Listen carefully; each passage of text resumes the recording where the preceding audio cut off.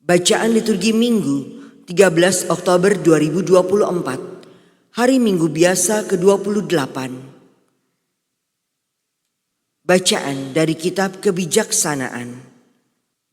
Aku berdoa dan aku pun diberi pengertian. Aku bermohon dan roh kebijaksanaan pun datang kepadaku. Dialah yang lebih kuutamakan daripada tongkat kerajaan dan tahta. Dibandingkan dengannya, kekayaanku anggap bukan apa-apa. Permata yang tak terhingga nilainya tidak kusamakan dengan dia. Sebab segala emas di bumi hanya pasir saja di hadapannya, dan perak dianggap lumpur belaka di sampingnya. Kebijaksanaan kukasihi lebih daripada kesehatan dan keelokan rupa. Dan aku lebih suka memilih dia daripada cahaya, sebab kemilaunya tidak kunjung henti.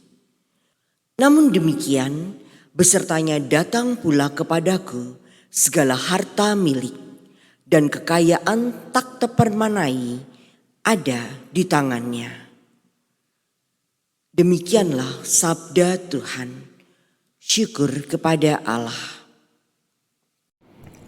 Kenyangkanlah kami dengan kasih setiamu, supaya kami bersorak-sorai.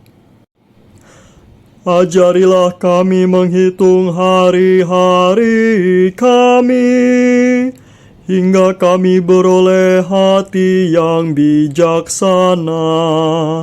Kembalilah ya Tuhan, berapa lama lagi, dan sayangilah hamba-hamba-Mu. Kenyangkanlah kami dengan kasih setiamu, supaya kami bersorak-sorai. Kenyangkanlah kami di waktu pagi dengan kasih setiamu, supaya kami bersorak-sorai dan bersuka cita sepanjang hayat. Buatlah sukacita kami seimbang dengan duka cita di masa lalu, seimbang dengan tahun-tahun kami mengalami celaka. Kenyangkanlah kami dengan kasih setiamu, supaya kami bersorak-sorai. Biarlah hamba-hamba-Mu menyaksikan perbuatan-Mu. Biarlah anak cucu mereka menyaksikan semarak-Mu. Kiranya kemurahan Tuhan melimpah atas kami. Ya perbuatan tangan kami teguhkanlah. Kenyangkanlah kami dengan kasih setiamu, supaya kami bersorak-sorai. Bacaan dari surat kepada orang Ibrani. Saudara-saudara, firman Allah itu hidup dan kuat, lebih tajam daripada pedang bermata dua manapun. Firman itu menusuk amat dalam, sampai memisahkan jiwa dan roh, sendi-sendi dan sumsum. Firman itu sanggup membedakan pertimbangan dan pikiran hati kita. Tidak ada suatu makhluk pun yang tersembunyi di hadapannya. Sebab segala sesuatu telanjang dan terbuka di depan mata Dia, yang kepadanya kita harus memberikan pertanggungjawaban. Demikianlah sabda Tuhan.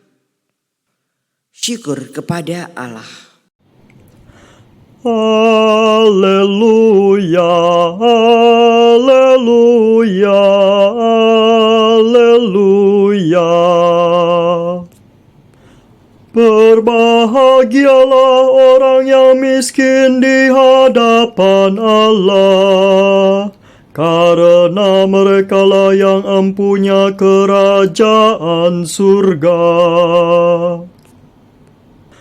Haleluya, haleluya, haleluya. Inilah Injil suci menurut Markus. Dimuliakanlah Tuhan. Pada suatu hari, Yesus berangkat meneruskan perjalanannya. Maka datanglah seorang berlari-lari mendapatkan Dia, dan sambil berlutut di hadapannya ia bertanya, "Guru yang baik, apa yang harus kuperbuat untuk memperoleh hidup yang kekal?" Jawab Yesus kepadanya, "Mengapa kau katakan aku baik? Tak seorang pun yang baik selain Allah. Engkau tentu mengetahui segala perintah Allah. Jangan membunuh, jangan berzina, jangan mencuri, jangan mengucapkan saksi dusta, dan jangan mengurangi hak orang. Hormatilah ayah dan ibumu." Kata orang itu kepada Yesus, "Guru, semuanya itu telah kuturuti sejak masa mudaku." Tetapi Yesus memandang dia dan menaruh kasih kepadanya. Lalu berkata kepadanya, "Hanya satu lagi kekuranganmu. Pergilah, jualah apa yang kau miliki, dan berikanlah itu kepada orang-orang miskin. Maka engkau akan beroleh harta di surga. Kemudian datanglah kemari dan ikutlah aku." Mendengar perkataan Yesus, orang itu menjadi kecewa, lalu pergi dengan sedih, sebab banyak hartanya. Lalu Yesus memandang murid-murid di sekelilingnya dan berkata kepada mereka, "Alangkah sukarnya orang yang beruang masuk ke dalam kerajaan Allah." Murid-murid tercengang mendengar perkataannya itu.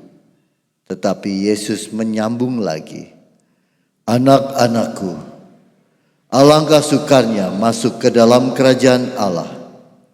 Lebih mudah seekor unta melewati lubang jarum daripada seorang kaya masuk ke dalam kerajaan Allah." Para murid semakin gempar dan berkata seorang kepada yang lain, "Jika demikian, siapakah yang dapat diselamatkan?" Yesus memandang mereka dan berkata, "Bagi manusia hal itu tidak mungkin, tetapi bukan demikian bagi Allah. Sebab bagi Allah segala sesuatu adalah mungkin." Lalu berkatalah Petrus kepada Yesus, "Kami ini telah meninggalkan segala sesuatu dan mengikuti Engkau." Maka Yesus menjawab, "Sungguh, aku berkata kepadamu, barang siapa karena aku dan karena Injil meninggalkan rumah, saudara-saudari, ibu atau bapak, anak-anak atau ladangnya, pada masa ini juga ia akan menerima kembali 100 kali lipat. Rumah, saudara laki-laki, saudara perempuan, ibu, anak-anak dan ladang, sekalipun disertai berbagai penganiayaan. Dan di masa datang ia akan menerima hidup yang kekal. Demikianlah sabda Tuhan. Terpujilah Kristus.